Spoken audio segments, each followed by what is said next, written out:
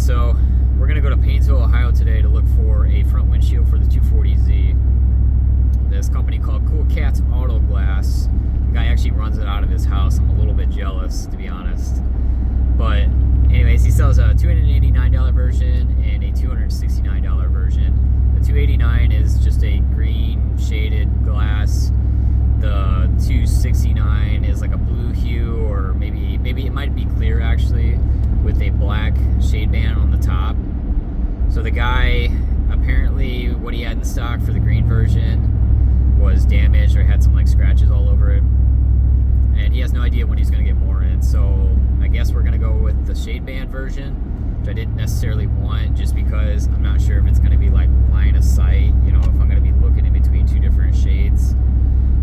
That would be very, very annoying. So we're going to go look at it, we'll pick that up, and then we're going to go to North Lawrence, I think it's called, to a shop to where they buy, you know, random cars, and they salvage them out and sell them. So we're gonna go there and check out some door molds or some like inserts for side mirrors off an S550. So we're gonna cut those out, get that guy paid, get those, and then we'll test fit them in our door.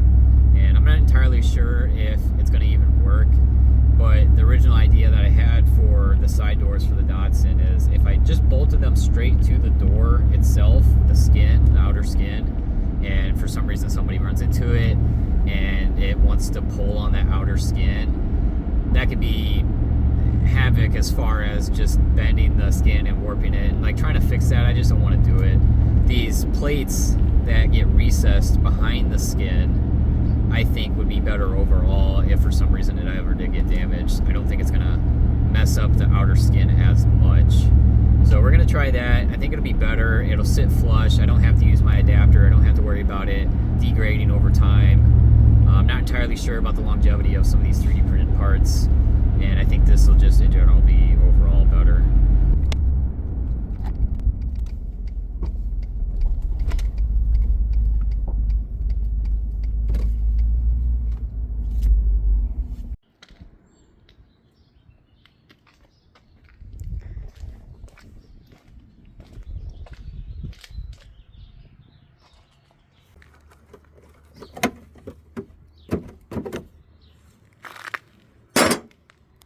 Alright, so this is like weeks later. I completely forgot to make a video on this, but this is the windshield I picked up. The other version was the green. This is the blue with the shade band.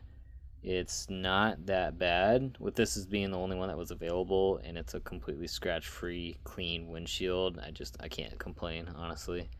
But the shade band I thought was going to be worse than what it is, but it's really not that bad. Alright, so I must have got like super busy that day because I completely forgot to make a video on this too, but this isn't gonna work. I wanted to put this plate on the inside, but I completely forgot that I added some angle to the adapter that I made. So in reality, this would need to be like, it just doesn't match the profile of the door. It's just way off. So this entire piece here would have to get reconstructed to match, and it just wouldn't look right. If I mounted it with the angle where the door is at, then the side mirror is like way off. It's not leveled with the car. So, moral of the story was that was a complete waste of time. Alright, so I'm doing some more work, just kind of finishing up the gaps, especially around this hood. I added fiberglass to the ends on both sides, pretty much all the way around. So we got some here, here, and then same on the other side. The problem I'm having right now is it dips down, or the fender dips down, and we're just going to measure this based off of the old and new fender. So this is the new one, and here's my old one. Look how far off that is.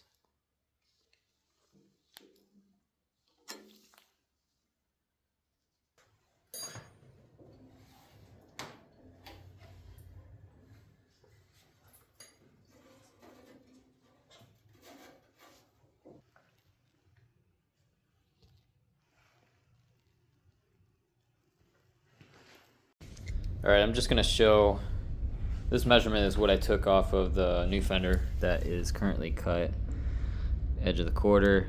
touching the flange. Alright, so same spot. Edge of the quarter, touching the flange. That is how far off it is. Look how big of a cut that is. Let's see what that gap size is.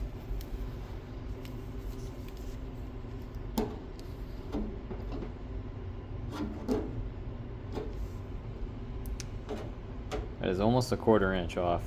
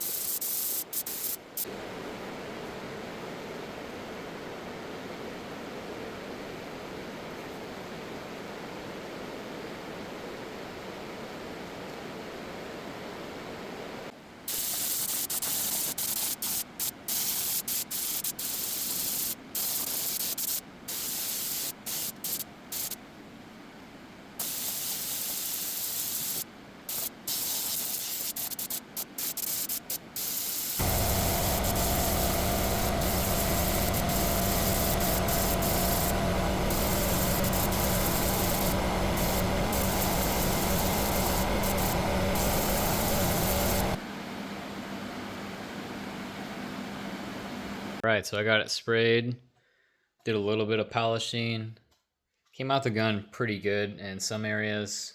Other areas I had to just polish just because of the area of where it's at and just, you know, being able to get the gun into some places. Like I had to retouch up these spots down here with a small touch-up gun, but overall not bad. So we're gonna put some ceramic coating on this interior panel engine bay. I've never tried this stuff before, so I want to try it in something that's not necessarily going to be seen all the time. So I went ahead and polished everything as much as I could, just getting it cleaned up. If there was any orange peel, that's all been sanded down. There's some areas that are kind of still need to be worked or could be touched up with a spray gun, but I'm not going to worry about it. A lot of it's just kind of like the low areas that you can't see. It's all going to be covered, and it's hard to reach areas with a gun also. So like just up inside there and, you know, in the corner, when you try to spray inside there, it wants to blow back on you and it just doesn't lay very well. So all the areas that you can see turned out very good. So we're going to take some alcohol wipes and we're going to clean up all these panels. I think I'm going to do this one a little bit later. The orange peel is non-existent, but you can see there's a little bit of scratching. So I need to touch this up before. And I'm not sure exactly what I did because each step I was checking it for scratches and it was good. And then the last step, there's scratches. So I just need to go back and redo this. But the rest of the panels, we're not going to do the firewall. I have a heat shield that's going to go on there. But we're going to do these front panels, the fender aprons, shock towers, and clean those up and put the ceramic coating down. All right, some IPA.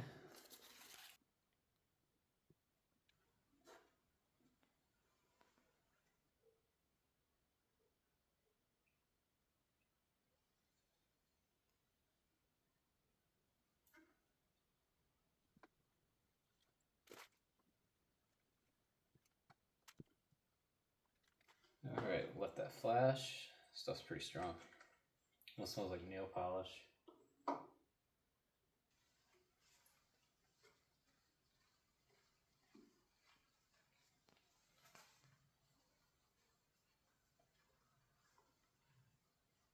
All right, so it's been applied.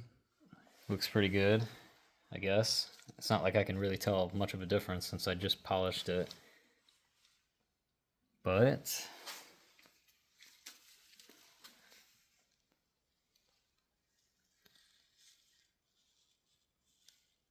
like almost no orange peel. They're pretty happy with it. Some of these spots like up against the frame rail is really hard to get, but a lot of it's going to get covered, so I'm not really too worried about it. Most of this is just like top down, you'll be able to see, right? I keep going back and it's like, why the hell did I paint this gloss? I like 100% regret doing it, I'm not going to lie. This is so much work. So we're going to go ahead and get the rest of these panels prepped and put down some more ceramic coating.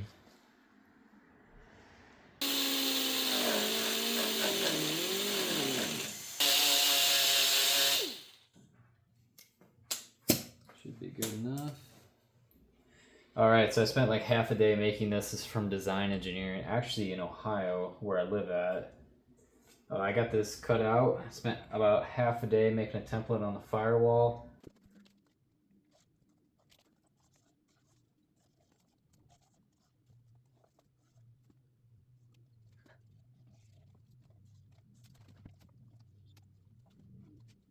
Most of it's one piece except for the corner. I did like multiple different pieces just because of the way that the sheet was cut out. I only had so much, so that's pretty much like scrap pieces. I'm just gonna throw in that corner. Stuff is kind of expensive. I think it was almost $200 just for one sheet about, you know, this size. So the Firewall is clean with alcohol. I'm gonna peel this back, slap it on. Hopefully it stays. It's adhesive. It does seem to be pretty strong. So hopefully for the length of the car life, it'll stay on. If not, we'll have to figure out a way to fasten it with some hardware. There we go, down here. Jeez.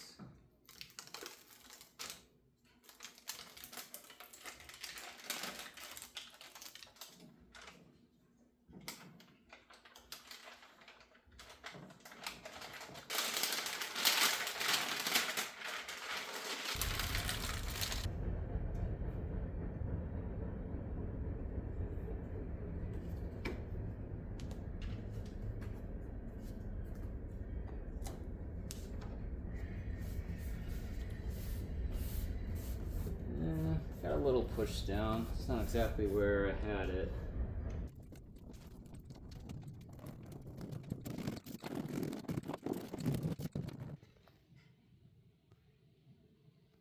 Alright, that's good for me for now. Most of the engine bay is all done. It looks great. We're gonna kind of move on from this, and I want to talk a little bit about the Coyote that's gonna go in this car. Okay, so let's talk about why this engine is currently halfway torn down. All I wanted to do was replace the valve cover seals and some other stuff on the engine, and I found that the cams, the coating that they put on the lobes was basically gone. Most of them were down to like the cast metal with no coating. So I didn't want to put this together and then have to completely take it back apart. However many miles that may take, I'm not entirely sure, and I don't know if anybody could tell you that for sure. So just replace these. And then on this side, I noticed that lobe is doing the same thing. So I ordered the replacement for the passenger side also.